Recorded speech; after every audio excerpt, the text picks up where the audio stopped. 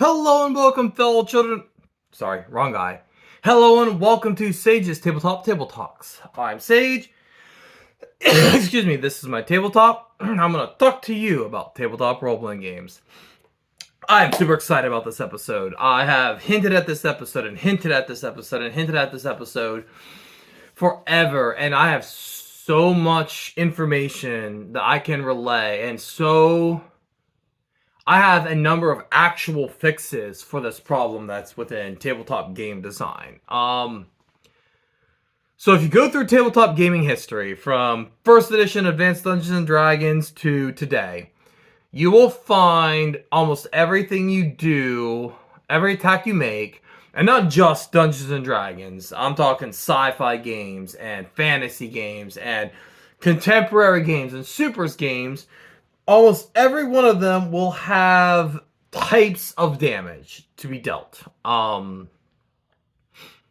So, for example, like a fireball deals fire damage, or a phaser deals energy damage, or telepathy psi bolts might deal psychic damage, or what have you. And these are all things that kind of, has been in, and I don't want them to necessarily go away. There was one I'd like to go away, and I'm kind of going to go on a rant on that here in a minute, because it's really fucking stupid, and it's something that fantasy gaming, others to a lesser extent, but especially fantasy gaming, refuses to let go of. For some reason, this is one of those sacred cows that we can't touch. But if you look throughout the history, and one of the big things is look at gaming today and how player forward it is. Most games, OSR aside, because they're their own kind of thing at the moment, are designed to make players feel like epic, big damn heroes. Classes keep getting stronger and stronger. Class abilities keep getting stronger and stronger. You are less reliant on external methods for power. You look at Dungeons & Dragons 5th edition, and you can see just how much power is now baked into your choice as a player versus the choice the DM allows you to have. Your power is built into your class and race as opposed to magic items as it was in the past. And I like that. I think that's a good design. Because it means that as a barbarian, it's not the fact that I have a +5 great axe that makes me powerful. It's the fact that I made the choice to be a Goliath barbarian. And so my power's on me and not on more on me and less on what the DM allows me to have. Obviously, DMs can, for whatever reason, deny you game choices. They can say the world doesn't have paladins or what have you, and that's fine. That's what I'm here to talk about. But generally speaking, this is something that has maintained throughout gaming history for some reason, and that is the type of damage you deal seems to exist exclusively to fuck you, the player character, over. So what do I mean by that? Grab any monster manual you have for any game and look at resistances, weaknesses, and absorptions compared to weaknesses. You'll find that enemies will have a massive list of things that either don't hurt them or are reduced in what they do to the monster versus what monsters are weak to. It's like this demon takes no damage from acid, lightning, or fire, and it absorbs necrotic damage, and it takes half damage from cold and psychic damage, and maybe it'll take double damage from radiant.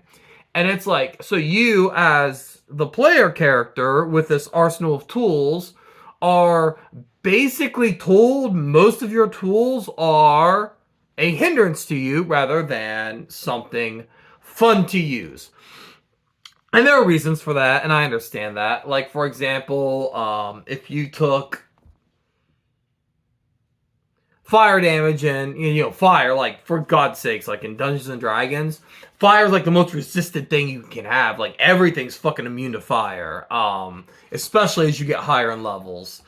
And so it's like, it's designed to make like wizard toolboxes. The fact that wizards have these massive toolboxes, more interesting, because if you have 7 spells and only one of them's effective against the monster, it forces you to go into that spell instead of maybe your old reliable fireball. And I get that. There's more elegant ways to solve this problem. But for the most part, what kind of damage you use is mostly just you trying to skirt around immunities rather than you trying to exploit weaknesses in monsters. A huge problem with that is how open knowledge games are in this day and age. Like, every fucking person knows that trolls are weak to fire and acid. Like, if you've never played Dungeons and Dragons before, I would argue even then there's a 50-50 chance that you know trolls are hurt by fire and acid. That's a Dungeons and Dragons thing. And even games, fantasy games, almost always, I said there's a 75% chance that you're going to find that in your fantasy game they are weak to at least one of those two, if not both, because that's just how it is. So, exploiting fire and acid weakness is common.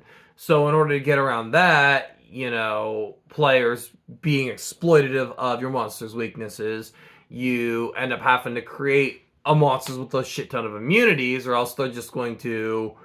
Wizards are going to use their massive toolboxes, because wizards are massive tools, to exploit these monsters' weaknesses. And that is absolutely a bad feels mechanic. There are better ways to solve it. And... Okay. I was about to make a joke, but I don't think it was appropriate. Anyway, so... But what's and it's one of those things where, like I said, it's just a bad feels mechanic, and I think there's an elegant way to solve the problem. And for some fucking reason, and I don't know what the fuck this shit is, it's absurd to me. Damage with melee weapons, with physical attacks, are almost always split into bashing damage, cutting damage, piercing damage. Scion just uses bashing and lethal, and I guess aggravated, but realistically bashing and lethal. Once again, having a bashing weapon just screws you over, because everything takes...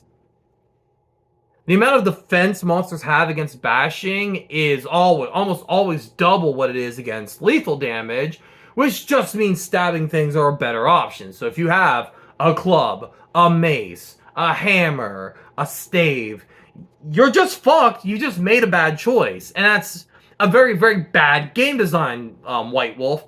And it is a bad game design, White Wolf. You fucked up.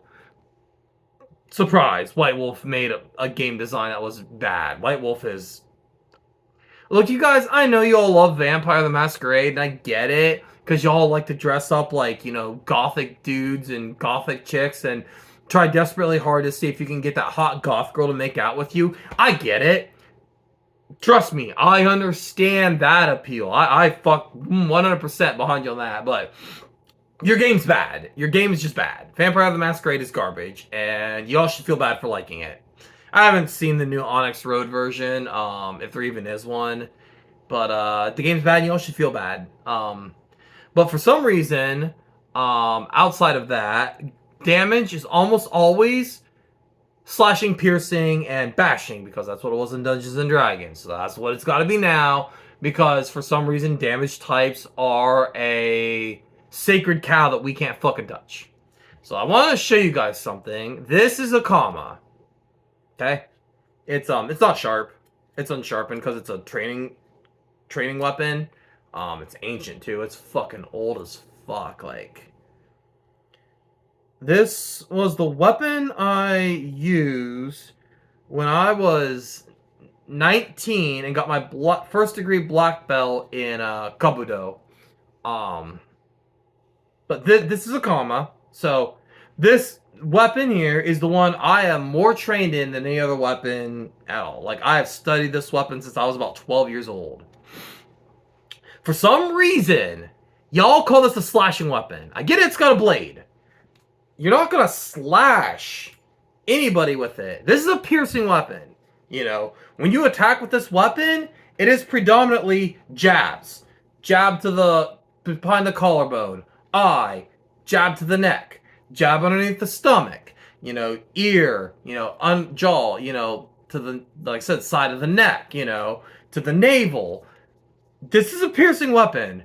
Why does every fucking game call this a slashing weapon?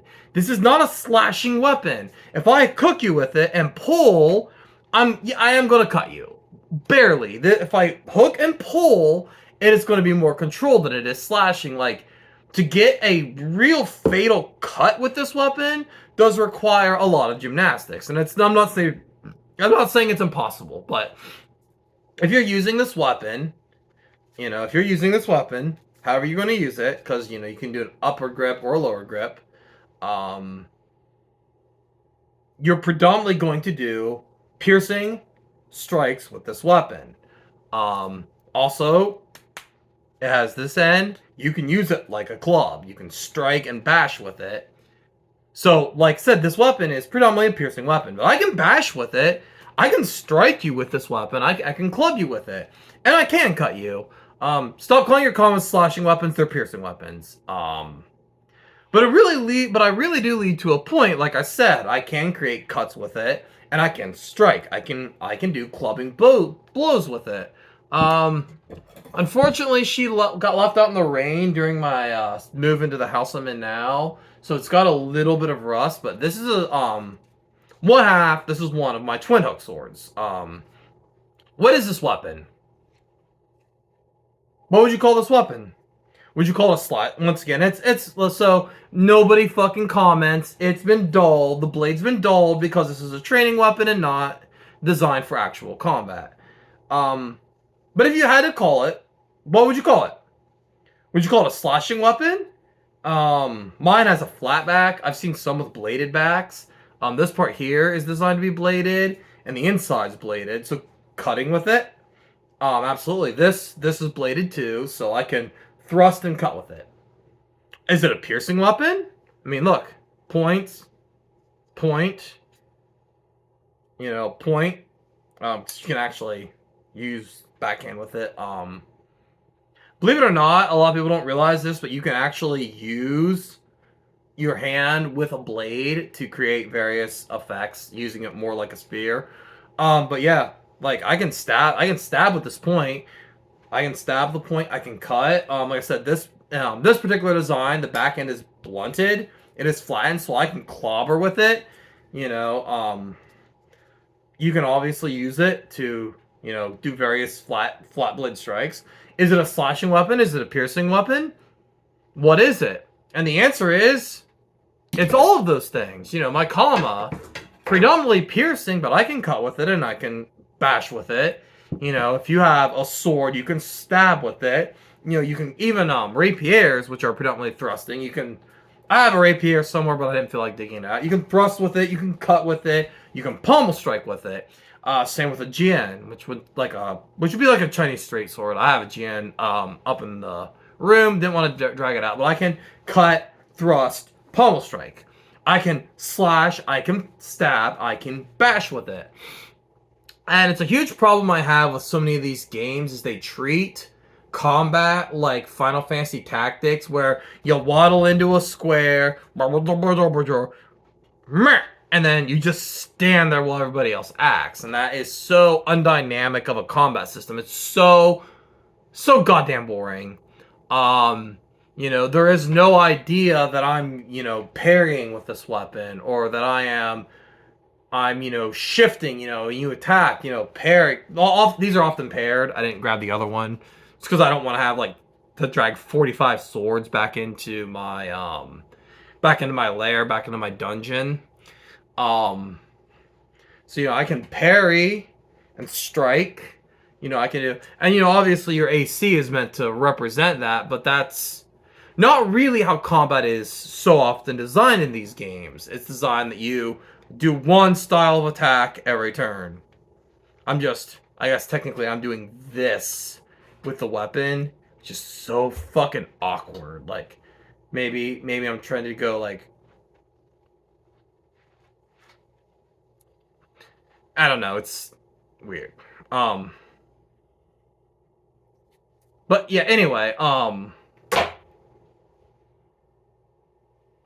because like I said, you know, in Dungeons and Dragons, a short sword does piercing damage. But I can thrust with the short sword, so I argue that weapons should just do physical damage. And in the game I have the alpha I'm working with, weapons do physical damage, just straight up physical damage. If you have a sword, it does physical damage because you can thrust, you can cut, you can bash, you know, you can, you know, lash with it, all this other stuff because you can. That's how they work. Then you come to an argument of bullets piercing or bashing weapons. The 20 modern called them ballistic, but like I said, just make them physical. So that's my little side rant about weapon damage in Dungeons and Dragons. Back on topic. So I think that a good solution is, first of all, as a DM, because I know I mentioned this in my monster manual video about how games should have monster manuals to give DMs a base. By all means, swap around resistances and weaknesses. But I think when you're designing, I think maybe with a couple of it, you can't say that because people take that to liberty. Look at card game design and say, okay, we're going to have a couple of exceptions where games are removed from game, and those are going to be like really epic abilities, and like Yu-Gi-Oh and Magic, like you're removed from game piles, just the second graveyard at this point in both cases. And so the idea of even Raw Deal did that toward the end of its lifespan, which was really, really disappointing to see. Anyway, so if you say with a few exceptions, you end up with all the exceptions eventually. But generally speaking, weaknesses and resistances should be within one or two apart from each other. So if your monster has 2 resistances, it should have at least 1 weakness. If it has 3 resistances, it should have at least 2 weaknesses. Because I think that creates a place where players can kind of feel awesome. So Dungeons & Dragons 4th edition did something interesting, and I would love to see this idea expanded upon.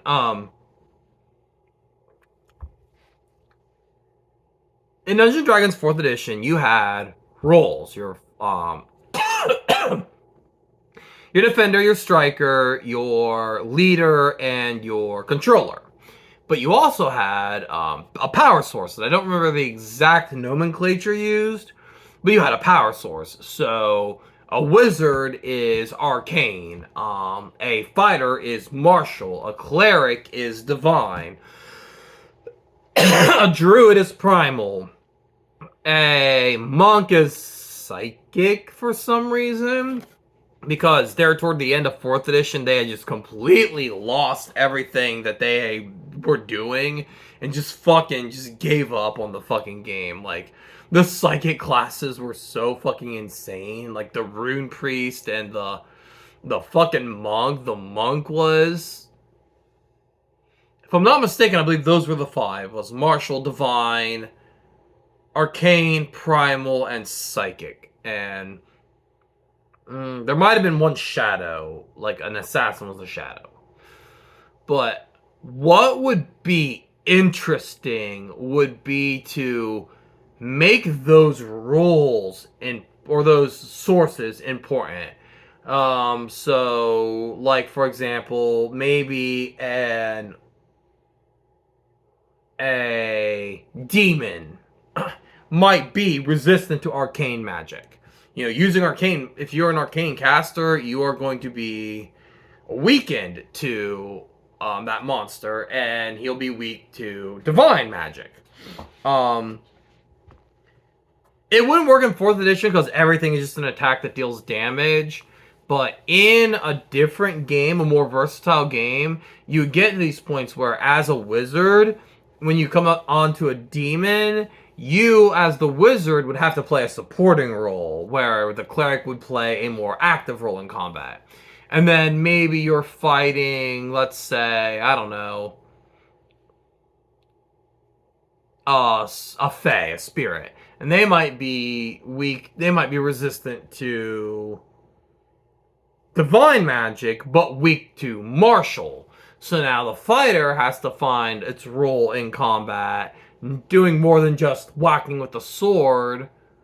Or let's say, or a fae might be resistant to divine and weak to martial. We'll just say that.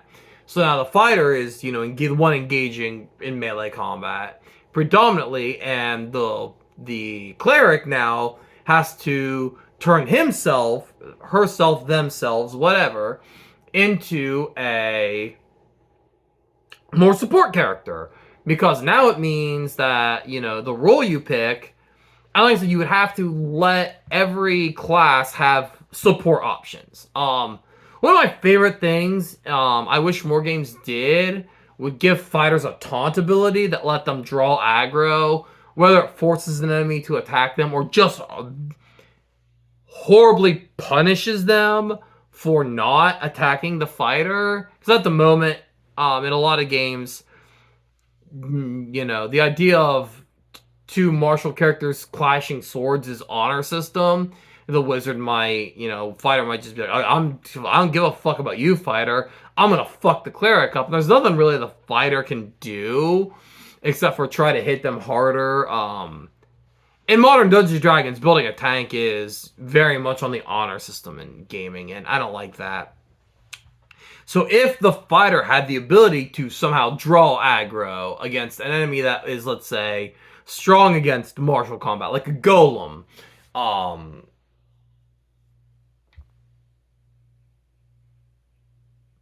so they can force this golem to aggro them instead of, like, let's say, the wizard who is able to beat them. That would be really cool. Characters should have non-striking options at all times, because I think that the idea that the characters just walk into combat, swing a sword, and, bap shit with your big piece of metal, God, I'm gonna get fucking demonetized on YouTube for this. Luckily, I'm not fucking monetized. I can do whatever the fuck I want. I can say whatever the fuck I want. COVID, COVID, COVID. COVID, COVID, COVID. Fuck you. You can't take away my monetization. Ha ha ha. Also, you can't bury me. Only like 8 people watch this video anyway. I am stabbing the camera. Yeah, go ahead. Do your best, YouTube. I gotta what?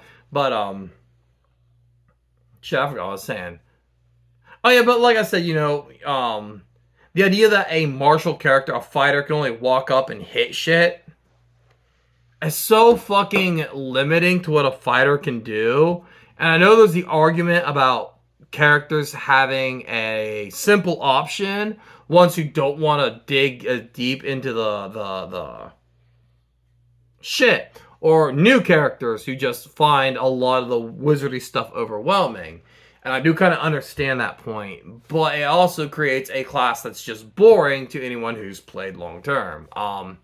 More elegant solutions to that, that's a different story.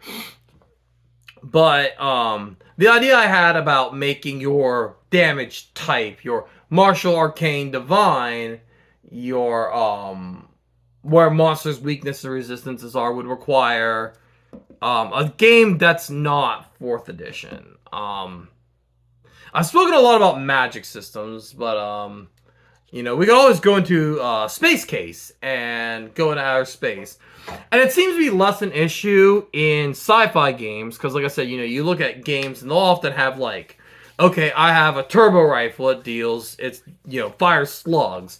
Or my electro cannon fires electricity, and my pulse rifle fires energy. And oftentimes, like, armor will reduce certain types of that. So, like, you might have ballistic armor that grants you 4 defense against ballistic, 2 defense against electric, and 0 defense against energy.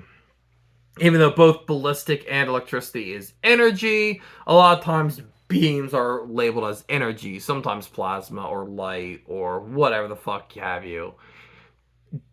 Technically, any attack you do is energy. I mean, when I bash you, I'm using kinetic energy. You know, without kinetic energy, this doesn't fucking do anything. It's not till you bop yourself that it actually hurts. Ouch. Um, but you know what I mean. So, like, you would have, okay, these weapons do this type of damage, and armor protects this type, this type, this type. But generally in sci-fi settings, because you tend to be fighting more humanoid enemies, like stormtroopers in Star Wars are generally these kind of humanoid enemies, and they have their stormtrooper armor that doesn't do shit. The only armor that matters in Star Wars is plot armor. But man, I must hit myself harder. I lost my train of thought. Because I don't do that all the time anyway. But, like a lot of times you'll have armor, like game mechanical armor, that will offer protection. But often your enemies will be the same. And you and your enemies will have comparable defenses when it comes to stuff like that. The stormtrooper armor that allegedly protects against blasters. Which is why Chewie has a crossbow, which is not really, like... That's a fan explanation that Stormtrooper armor protects against blasters, and that's why Chewie uses the bowcaster. The real reason is to give Chewie a unique weapon. Let's be honest. Y'all are just fucking doing George Lucas's work for him. But the idea would be you as a player character could buy similar armor that would offer similar protection to what the enemy's using. So it really hurts the DM as much as it does the player characters.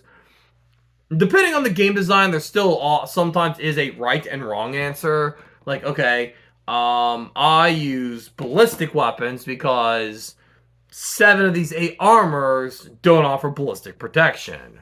And then, of course, you get into the situation where you are playing chicken with the DM because now... Of the 7 of the 8 armors, all the enemies are using the one armor that offers ballistic protection because, they're trying to stop you from maximizing your damage for no reason other than power gaming. And you create this very hostile situation. More balanced games will generally have reflective armor beats light, and insulated armor beats electricity, and... thermal armor protects against heat damage, and ballistic armor protects against ballistic. And you kind of just pick, and a lot of times characters will carry maybe 2 weapons that do 2 different types just so that they can overcome whatever the enemy is using. Which also kind of leads to another thing about fantasy games, keep bringing back to that, where... Because certain enemies will be just resistant to bashing, slashing, or piercing damage, fighters will end up with like 3 weapons that do all the different types of damage, or at least 2, just in case they find the enemy that's resistant to slashing damage. Because you're going to use a longsword or greatsword, because in every game, longswords and greatswords are the best weapons. Even though commas are the best weapons. Personal favorite are glaives. Whatever. And not the boomerang glaive from Crawl. Glaive's an actual real weapon, guys. It's basically a knife on the end of a stick. Real fun to the Chinese Gundo. I do not own a Gundo, though, so... Unfortunately. Sorry. I can't wave one of those to the camera to get demonetized. I'm glad this shit's on TikTok, because I feel like TikTok would just fucking cut my video for swinging around a sharp, it's not sharp, it's pointed, like... If I stuck you with it, it would fucking hurt. Comma.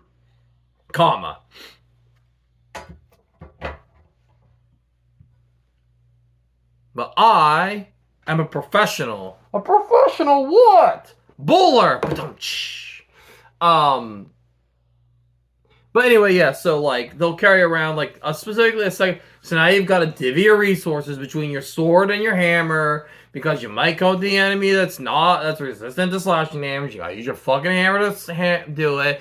and it creates just kind of a very boring game loop where you have this weapon you're really good at, and then you come across an enemy that's resistant to it, so you gotta use your shitty secondary weapon that you don't have all your skills, feats, advantages, whatever the fuck you want to call it, attached to, but you gotta use it because the weapon you do with your greatsword is cut in half now, and your accuracy is down, and it's just so. Or you just fucking deal with doing half damage, which sucks as a game mechanic. It's a fucking terrible game mechanic to use.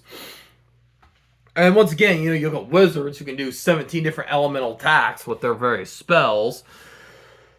Back when wizards actually set their spells in Dungeons and Dragons, it mattered more because if you didn't set the ice spell, you didn't have the ice spell ready at the ready.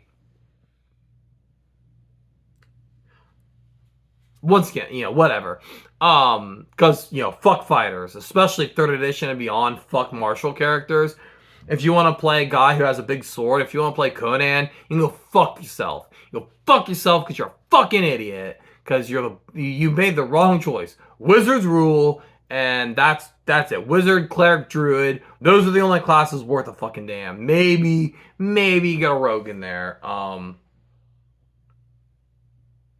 I digress. That almost might as well be my catchphrase. I digress. So obviously you end up with, and once again, make the argument, I have this fucking kick-ass longsword. This is my flaming longsword of flaming awesomeness, and I'm the fire sword guy. People come to town, they're like, dude, that dude's got a flaming sword. He's so fucking cool. Oh man, I just want to give him all the blowies. And then you just realize that every fucking enemy in the game is resistant to fire damage. So you gotta throw your long sword away, and now you're just the guy with the +3 sword. And you're a fucking boring weapon. Nobody fucking cares what to do with the +3 sword. That dude gets 0 blowjobs.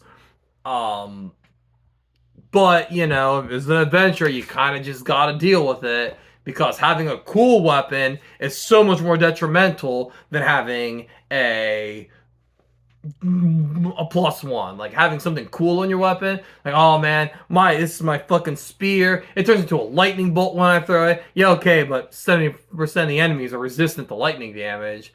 Okay, I'll get a +3 fucking composite bow like every other chode, because fucking the game doesn't want me to be actually cool. So yeah, like I said, just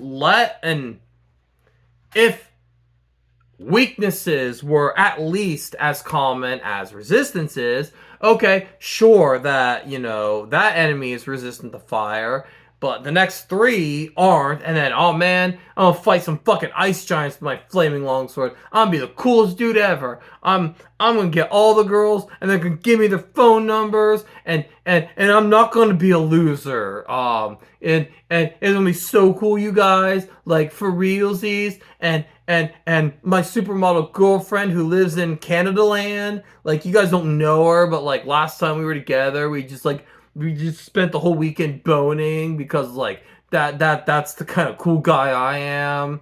Not sad. Not a guy who sits around rolling math cubes on his weekends instead of having fun, real life. And I just made myself sad, you guys. Yeah, back on topic. Let me have my fucking cool sword. Let me have my fucking spear that throws lightning. Let me have my fucking, ice hammer and shit like that, Yeah, sometimes the enemies are going to be resistant to it. But as many enemies that are resistant to it, I should have as many enemies that are weak to it. Let me feel cool for having a cool weapon. Like, it's not hard, and yet it is something that I don't think I've ever seen a game get right, like, ever. And maybe somebody can show me. Obviously, there are some games that just completely ignore that altogether, and you just do damage. Mutants and Masterminds kind of does that, where, it's like, okay, what does this effect do? This is a damage effect. You can apply things to it, like, this is a magic fire damage effect. 90% of the time it's not going to matter, and the game specifically says that you should.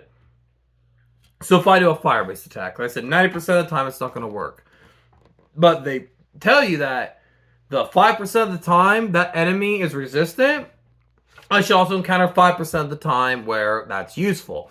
Like, yes, maybe that robot is resistant to fire damage because it's a robot and its armor is heat tempered and it's hard for me to overheat it.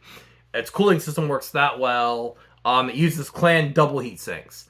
But then I should also be able to do something cool like, oh man, these enemies are coming. I can, smash open this gas barrel and use the fire to create a wall of fire.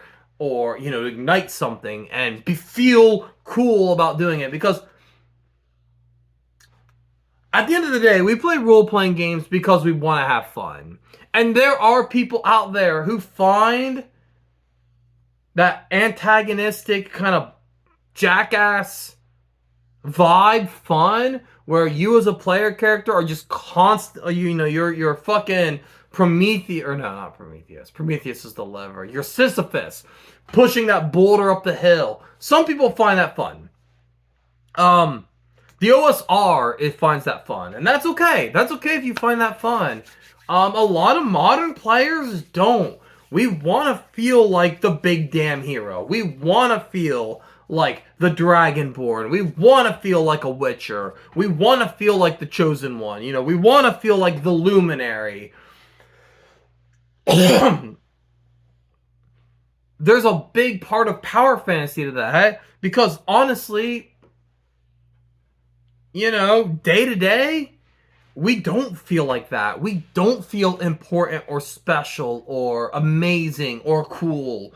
We don't feel like that guy who everybody wants to, talk to, We're fucking gamers. We're awkward and nerdy, and, the idea of, like, interacting with another human being is difficult for a lot of us. Like, I stand here and I talk to you guys, and it's very much, but, like, if you were to have a conversation with me, if you found me walking and you had a conversation with me, you would find me shut down very quickly, because I'm not this charismatic, cool dude that I pretend to be, but you guys all clearly see through because I wear a fedora. Like, obviously, I'm a loser.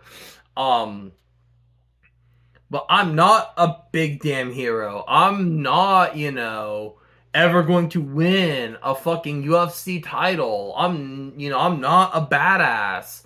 I'm not a ladies' man. Like, I'm fucking count on one hand the number of women I've been with. Like, and I'm not going to save the world.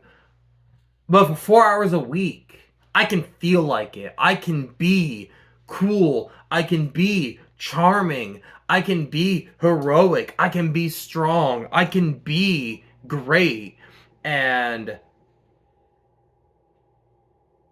I feel like a lot of modern game design, that's what it's about, is, to feel special just for a little bit. It's why video games are so popular. It's why action movies and superhero comics are so popular. It's why anime is so popular. It's even why things like romantic comedies and Twilight are so popular. Like, while reading that book, when you're in Bella Swan's shoes, you feel like the kind of person that this immortal, powerful, great, very larger than life character obsesses over. You are that object of obsession. You can feel like that object of obsession. And it is fantasy. It's not real, I'm to solve life's problems with a knife, a gun, isn't realistic. That's not, and most of us understand that this is a fantasy, and much in the same way, you see the jokes, and there's a bit of misogyny in it, I think, where people joke about how toxic Edward is, and the idea of the dark fantasy in, the dark romance in, novels, And like, oh well, when Edward watches over you in your sleep, it's romantic. But when I watch you break into your house and watch you while you sleep, it's a restraining order. And that's kind of a funny joke, but like, yeah, because that's not real. Edward isn't a real person. You know from the book who Edward is. You understand that he's not a real threat to Bella. Um, if you break into someone's house and watch them sleep, you're a fucking real threat, and you fucking should go to jail. When I kill a bandit with a longsword, you know, I'm a hero who has stopped evil bandits. But if I find a criminal, you know, if I find a guy who robbed a house and I gut him with a long sword, I'm probably gonna fucking go to jail. Like, yeah, I'm gonna be memed about on the internet for the rest of my life, but I'm gonna go to fucking jail for murder. Because that's how the real world works. But, so, like, these games are fantasy. They're not real. And if you understand that, you then understand that a lot of us want to feel cool. Taking a sword that is just a little bit stronger. Yeah, mechanically it makes you more powerful, but let's be real. Let's be honest. Tell me for real. If there was no mechanical change, would you rather have a sword that's a little sharper? Or would you rather have a sword wrapped in the fire of God? Like, and I understand that there are swords in mythology that are just good swords. Excalibur, the sword, Gentle Hands as well. The sword that everybody calls Masamune. Masamune was the swordsmith who made it, according to legend. That didn't actually happen. The story of Masamune and Muramasa.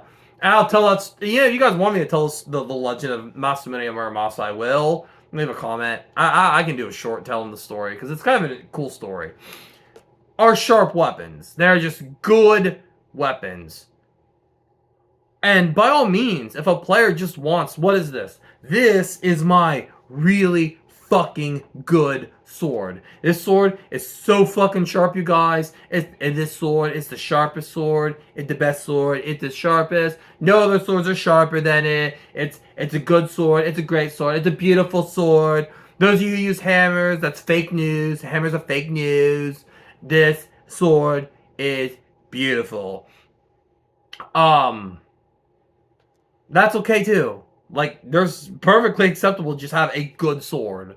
A legendary sword. But I also think that there's a place for weapons like Mjolnir, Thor's hammer, that, you know, when struck against, Marvel's Mjolnir is a little different than the one from actual Norse mythology. But when struck against an object, it created the sparks were bolts of lightning, and the sound was the crash of thunder. So having a hammer that creates thunder and lightning when struck against the foe, that's cool too. I shouldn't be punished for wanting my weapon to create lightning. But that every fucking fantasy game does that. It just punishes you for cool weapons. Well, I said earlier, no game does it. That's not entirely true, because they're, like I said, mutants and masterminds. Fate kind of does that, because Fate doesn't really give a shit what you have as much as it gives a shit of what your character is. Man, I want to play Fate so bad. I wish I could get my group together, actually able to get them together to play. I haven't played in forever because my group I can't get my group together to play. But I would love to play a Fate game. I would love to try Fate. It looks so useful as a system. Blue Rose too. I really want to play Blue Rose. God, I want to play Blue Rose so bad. But anyway, I shouldn't be punished for wanting a cool weapon. One that creates fire, or lightning, or ice, or even just as a fucking lightsaber. I shouldn't be punished for that. Yeah, like, I'm, almost 45 minutes. I've been trying to make these videos a little shorter, because sometimes I feel like I ramble a lot. And also, if I make videos shorter, it gives me more topics to talk about in the future. And I mean, don't worry, I've got plenty of fucking topics. I've got plenty of topics to talk about. Like, don't you worry about that. Or worry about that, actually. Worry very deeply. This series ain't going nowhere. I got plenty of topics. Plenty of topics to go through still. But I think they're more easily digestible when they're, like, under half an hour. And like I said, there's a lot more I can go about, but, like, I'm very passionate about this. This is one of my biggest pet peeves in gaming, is this idea that you are punished for creating a character that has a very strong... I think some of the outside cats are in heat. Whatever, don't care. They're outside cats. We have a cat gang in the area.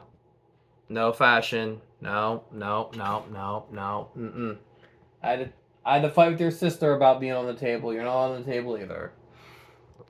Yeah, the cat's name is Fashion. Don't ask. But anyway, yeah. So, like, I shouldn't be punished for feeling cool, but almost all of these games feel like they punish you for wanting to be cool, to be weird, to be out there, to create striking visuals, especially when it comes to combat. In weapons too, but even armor, it's like, oh yes, this armor offers me +3 protection, which is fine. And then, like, it's like, okay, well, my armor is this red armor with flames emblazoned upon it, and it creates a dull red light, well, that warms, and it gives me +1 armor, but also heat resistance. Okay, but, like, you know, the armor, this golden armor that cracks with lightning, that absorbs bolts of thunder, just not as useful as an armor that gives you an additional one. Like, it's so sad.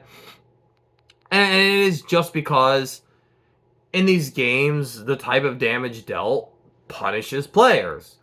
So, like, not universally, but very, very, very overwhelmingly so. And it's such a disappointment. And I've almost been going on for an hour now. So I will see you next time on Sage Gets Demonetized. Bye.